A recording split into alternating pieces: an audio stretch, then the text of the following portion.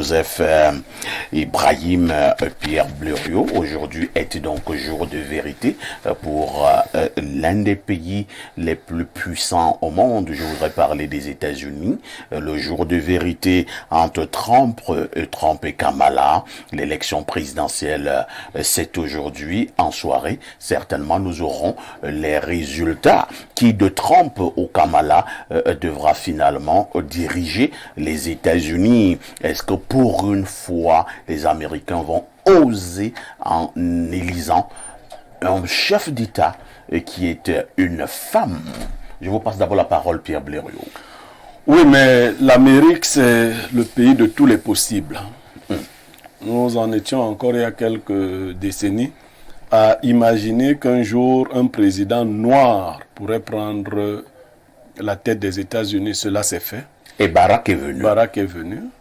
Et aujourd'hui, nous en sommes à nous demander si ça peut être une femme qui est aussi d'origine pas américaine. Tout à fait.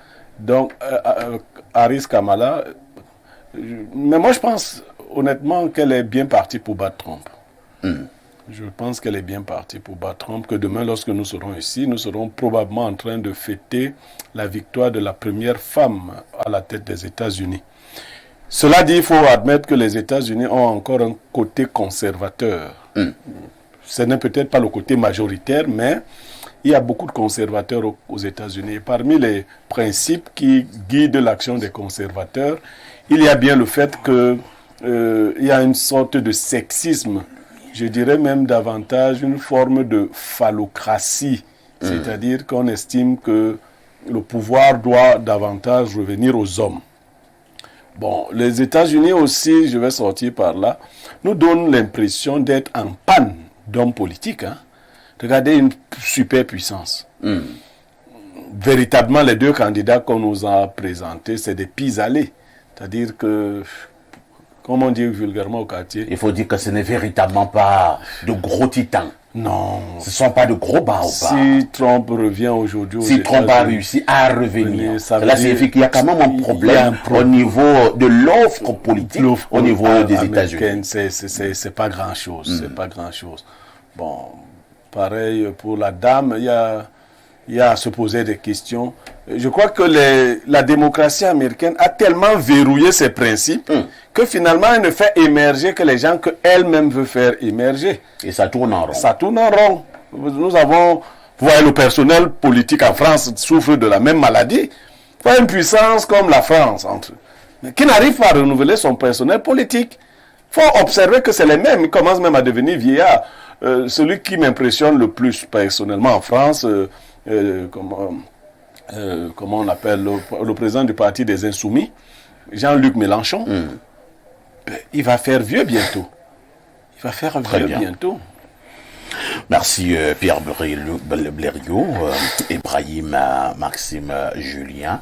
Ce jour est donc jour de vérité du côté des États-Unis, que nous le voulions ou pas. Le monde entier regarde donc cette élection avec grand intérêt, parce que par moment, les grandes orientations au niveau du monde viennent des États-Unis. L'élection se tient donc aujourd'hui entre Trump et Kamala. Pour vous, le cas bat pour qui? Ou alors selon certains indicateurs, même s'il faut comprendre qu'au niveau des sondages, ça joue serré.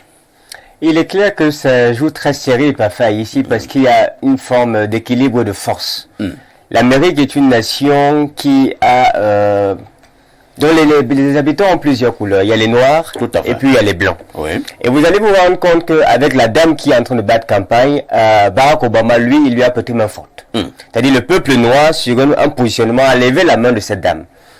Et on sait que les Américains, à l'heure actuelle, la majorité même sont des noirs.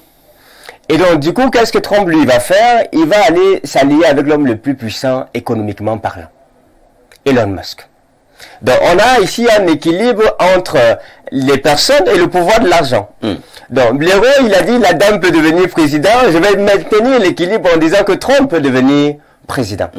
Parce que l'argent, ça peut faire beaucoup de choses. Ça peut faire basculer. Ça peut faire basculer beaucoup de choses. Avec l'argent, on fait un max de communication, on influence des raisonnements. Et c'est assez tendu. La dame, elle a des chances, mais moi, je suis beaucoup plus pour Trump. La dame a des chances, mais Ibrahim est beaucoup plus pour Trump.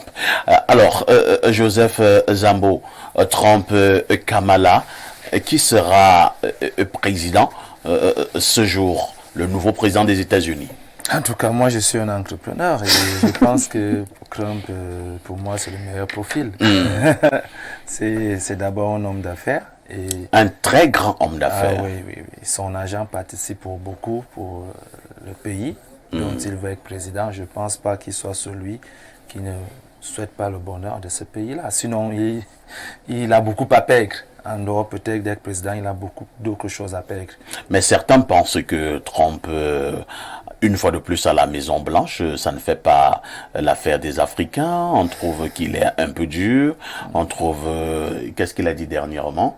Il devait bloquer la route.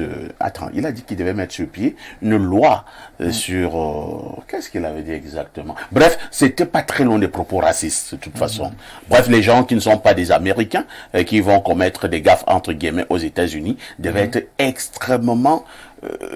châtié, c'est-à-dire avec la dernière énergie par rapport aux Américains de souche. Bon, en tout cas, pour le moment, quand même... Alors, quand un futur président, entre guillemets, tient ce genre de propos, est-ce que ça ne fait pas froid au dos? Au moins, lui, il le dit ouvertement et il le dit peut-être avant pour vous préparer. Ah, vous appréciez la sincérité de l'homme. Il est sincère.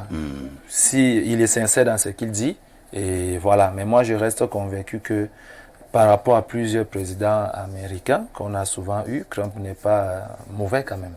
À un moment donné, j'ai eu la nette impression que Trump représentait l'Américain de souche. Trump représentait l'Américain dans toute son arrogance, dans toute sa suffisance, et dans toute son impolitesse. C'est-à-dire que Trump ne se cache pas.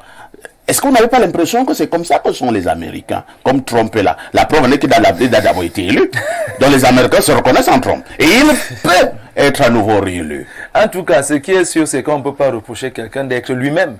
Si vous dites que les Américains sont comme ça et qu'il est comme les Américains, ils aiment la suprématie. Ils aiment ça, ça signifie qu'il est la meilleure personne pour représenter ce pays dont il en a toute la représentativité. Mais de l'autre côté, je dis très bien qu'il a aussi une loi intéressante là sur les affaires des gens qui vont ensemble et tout. Et il a dit, oui, il est contre. Il a dit que moi je suis là et puis ça ne va plus exister. Donc